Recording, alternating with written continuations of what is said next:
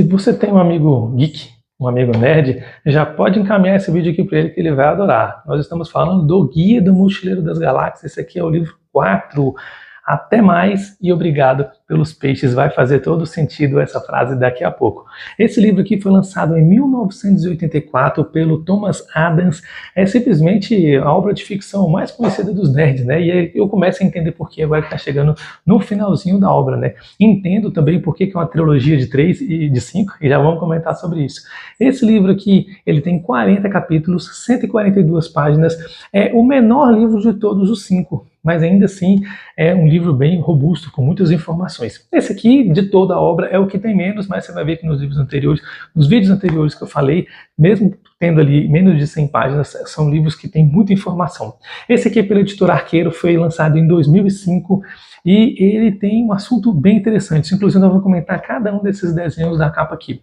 Ele vai falar, por exemplo, que Arthur Dent, ele é um cara que tem extrema sorte.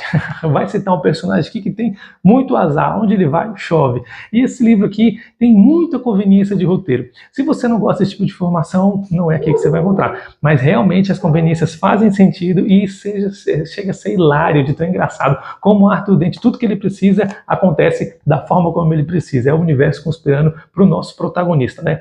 Esse livro vai contar a história de uma personagem chamada Fenchurch. No final do livro 3, se você não acompanhou a nossa peripécia aqui, nossa odisseia pelo Guia do Mochileiro das Galáxias, eu vou deixar no card aqui para vocês o livro 3, para você entender como acabou a Guerra Cricket, uma guerra bem bacana. E no final desse livro, Arthur está ali triste porque ele queria o planeta Terra, né? E o planeta Terra foi destruído lá no livro 1. Se você lembra bem do livro 1, vou deixar no card para vocês também o livro 1 aqui para vocês acompanharem. Bom, Fenchurch, ela é uma mocinha que ela entendeu qual que é o sentido da tristeza humana, o que faz o humano ser triste. E para você que leu o livro 1 lá, eles estão procurando o sentido da existência da vida, né, no universo. Por que existe a vida? Qual é o sentido da vida, né? E aí tem uma resposta, e essa resposta não equivale ao que eles interessam, então no livro 2 eles vão atrás da pergunta fundamental dessa resposta, que eles também não encontram, mas nós vamos encontrar aqui. Vou deixar para vocês no card aí o livro 2 também. Bom, deixando os cards antigos, vamos continuar aqui o barco. A Terra, então, no livro 1 é destruída, só que aqui a Terra não foi destruída. Fenchurch sentiu que a Terra foi destruída pelos Vogons lá no livro 1, só que nada aconteceu. Então ela acorda no hospital ali, e é um tratamento que ela está fazendo como se ela fosse louca, porque para ela a Terra foi destruída, mas a Terra não está destruída, ela está lá. E algo inusitado aconteceu com ela que eu já vou contar. É mostrado a realidade de alguns outros personagens, por exemplo, o Ford. Ford está no boteco chateado porque ele passou 15 anos no planeta Terra, aqui no livro 1, escrevendo o Guia do Mochileiro das Galáxias, né, que dá título ao livro.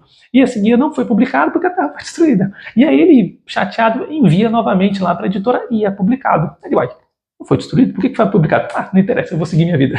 O livro é simplesmente assim, cheio dessas voltas de roteiro.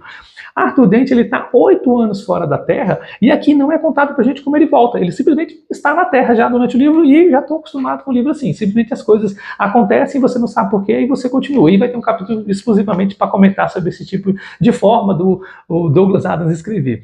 Então ele pega uma carona numa noite chuvosa, e dentro desse carro está justamente a Fenchurch. Olha como é que são as conveniências, né?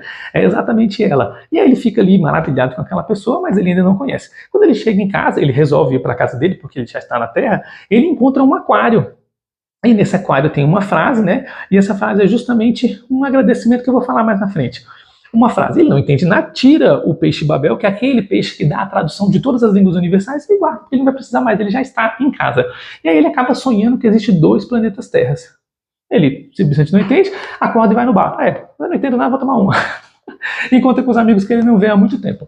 Quando ele está voltando para casa, tem uma pessoa pedindo carona e é exatamente a Fenchurch de novo. Olha que conveniência. E aí ele chama ela para tomar um drink e oferece para levar ela lá na casa dela, que é bem longe. Ela não quer, mas ela aceita o drink. Quando eles estão tomando um drink, ele está simplesmente deslumbrado com ela. É algo mais forte do que ele atrai para ela e algo mais forte do que ela atrai para ele. Por algum sentido que o livro não explica, mas é o amor assim. Aparece uma senhora vendendo os bilhetes de loteria. No caso, ele compra alguns bilhetes. Aqui está o bilhete número 37. Esse número 37 não faz sentido para mim, mas ele vai aparecer algumas outras vezes na história. Ele compra os bilhetes para ver se a mulher vai embora, ela acaba atrapalhando o diálogo deles ali, até que a Turdente é sorteada e ele ganha um presente. Escreve aqui para mim nos comentários se você sabe qual o brinde que ele ganhou no bilhete 37. O que importa é que a Fenchurch resolveu ir embora, ela escreve o telefone dela atrás do bilhete e fala para ele assim, depois você me liga. E ele ganhou o brinde, entrega o bilhete e vai embora. Quando ele chega em casa, ele, meu Deus, o bilhete tinha o telefone da mulher, perdi. Eu, inclusive, quando eu conheci a minha esposa, eu dei o telefone errado, né? Olha meu interesse amoroso, né? Nem a mulher eu queria. Botei o telefone errado. Ela foi me encontrar por uma rede social lá remota. Um dia eu conto essa história para vocês, mas foi muito parecido aqui e eu lembrei, achei bem hilário. Bom, então ele resolve que ele quer conhecer a caverna que ele estava lá no livro 3. No final do livro 2, ele volta para o planeta Terra de 2 milhões de anos atrás. Nós vamos citar um pouquinho esse fato ainda nesse livro de hoje. E quando chega no livro 3, ele ainda está no passado. E aí, como ele sai desse planeta Terra de 2 milhões atrás das cavernas, fica para você assistir o vídeo. Então, ele quer encontrar essa caverna que ele estava lá. E ele faz os cálculos matemáticos ali na internet e, por sorte, ele acerta. Só que ele acaba não indo lá. De qualquer forma, ele resolve ir na Inglaterra e encontrar com Fenchurch. E ele bate exatamente na casa dela. Olha que sorte, o livro é cheio de sorte. Ele encontra ela na casa dela, e aí ele leva um champanhe, leva uma bebida para eles conversarem. Ela estava de saída, ele acompanha ela. Mas o que importa é que ela fala para ele que ela tem um segredo. E ela não quer contar o segredo para ele, quer que ele adivinhe. Ele fica o livro todo tentando adivinhar, mas não consegue. Até que ele tem uma ideia. Ele fala assim, vou te contar uma história sobre mim, e se você gostar, você me conta uma história sobre você. De repente, o segredo. Eu vou contar essa história porque eu achei muito engraçado. Ele disse que estava pegando um trem, horário marcado, todo arrumado, compra um cafezinho, um pacote de biscoito e o jornal. Ele senta na mesa para ler o jornal, até que ele entende que tem uma outra pessoa ali. Outra pessoa senta na mesa. Ele fica assim, bom, o que eu vou fazer, né? Eu vou simplesmente ignorar. Então ele está lendo o jornal dele e ignora o outro cara. Até que o cara simplesmente abre o pacote de biscoito e come um. Ele fala assim, que ódio, o cara tá comendo meu biscoito. Mas ele fica aqui, ignorando. Aí ele vai, pega um biscoito também e come. Aí o cara pega outro. Nossa, que audácia, que cara sem vergonha, roubou meu biscoito. Ele come um, o cara come outro, come um, come outro, até que acabam os 8 biscoitos. O cara simplesmente levanta, vai embora e ele fala, nossa, que sujeito mal educado, comeu meu pacote de biscoito. Então o trem dele chama a vez dele, ele levanta e pega o jornal, até terminou de tomar o café, quando ele levanta, debaixo do jornal tá o pacote de biscoitos dele.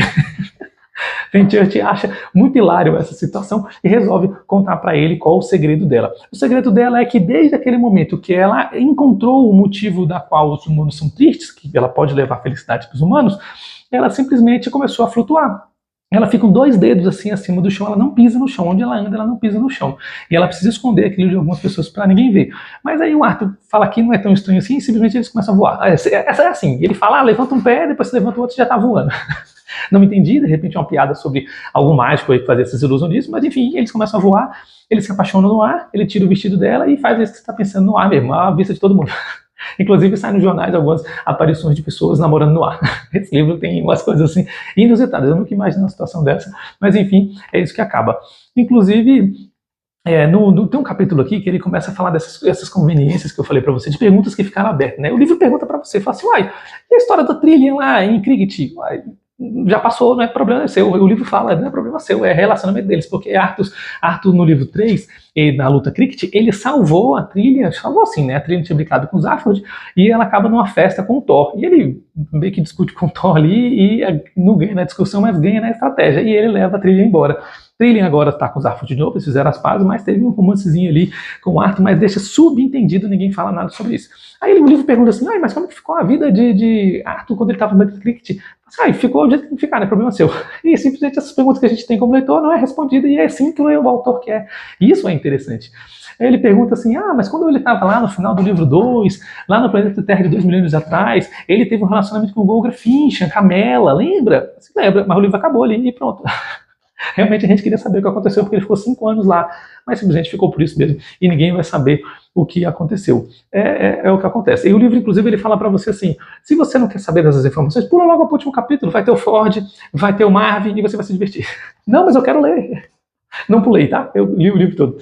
Então eles resolvem, o Arthur e a Fenchurch, encontrar um cara chamado John Watson. Ele tem o apelido chamado de Wonka e a alcunha de Ursão. Ursão porque ele é uma das pessoas que perceberam que aconteceu algo no mundo e simplesmente ele acha que todo mundo é louco, só ele que é o São, então ele prefere ser chamado de São. Eu vou deixar aqui no short para vocês uma frasezinha dele com uma explicação sobre isso que ficou bem interessante. Inclusive, ele é o único que sabe o motivo pelo qual os golfinhos desapareceram. Sim, Arthur também fica doido e ele descobre exatamente nesse momento que os golfinhos sumiram. Ele, como assim? Ninguém percebeu? Então ele vai lá encontrar o Wonko para saber por que os golfinhos desapareceram. Porque quando ele chega lá, o Wonko também tem um aquário desse. Ele fala assim, ué, você tem? Eu também tenho. Aí a frente, eu também tenho. Olha que engraçado, né? Todos têm. E esse aquário foi um presente dos golfinhos, agradecendo. Qual que é o agradecimento? Até mais e obrigado pelos peixes. Os golfinhos desapareceram e deixou esse aquário para eles. Eu tenho uma teoria minha, vou deixar aqui para vocês. Quando eles estavam presos no livro 2, o povo que foi levado para lá, lembra do povo B, C, A, B e C? O povo B, que era realmente o RH lá do Mela que ele estava namorando, eles são os povos Golgafrincham. E eles acreditam, Ford e Arthur acreditam, que esse povo alterou a evolução humana da Terra dos terráqueos, né, do pessoal lá que era medieval. Medieval não, é até pré-histórico, inclusive. Só que eu acredito que eles não influenciaram, até porque a maioria morreu no inverno, que é citado no livro 3, né? A maioria morreu no inverno, quando o Arthur e o Ford é salvo lá de milhões de anos atrás pelo sofá. Assim, pelo sofá. Aí tem que ver o vídeo para entender o computador Acta. Eu tenho a teoria de que esses Golgafrinchas evoluíram para esses golfinhos marítimos e essa evolução deles foi o que deixou o planeta Terra agora. E talvez eles tenham salvo o planeta da destruição dos Vogon, mas isso talvez a gente só vai saber no livro 5, que eu vou falar mais daqui a pouco.